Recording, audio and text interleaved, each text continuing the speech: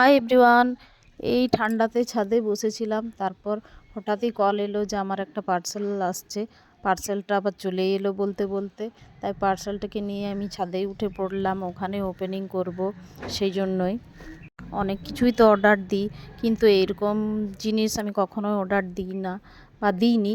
তাই কেমন এসছে বা কেমন আসবে ওটাই ভাবছিলাম। যেমন ড্রেস, জুয়েলারি বা ঘরোয়া জিনিস যেমন শোপিস, এইসব জিনিস অর্ডার দিই। এরকম জিনিস কখনোই অর্ডার দিইনি, তাই কি হবে কেমন হবে ওটাই ভাবছিলাম। দেখা যাক কেমন এসছে, তোমরাও দেখো। এই যে এটা দেখতে পাচ্ছ তোমরা, এটা বাঁশ গাছ, ওই জাতীয় গাছ, যেটা বাস্তুদোষ কাটানোর জন্য, মানে বাস্তুদোষের পক্ষে খুবই উপকারী। তাই অনেক দিন ধরেই ভাবছিলাম যে গাছটা আমি অর্ডার করব। এটার নাম হচ্ছে লাকি বাম্বু গাছ। খুব ভালো এসছে, আমার তো খুব ভালো লেগেছে। তোমাদের কেমন লেগেছে কমেন্টের মাধ্যমে জানিও।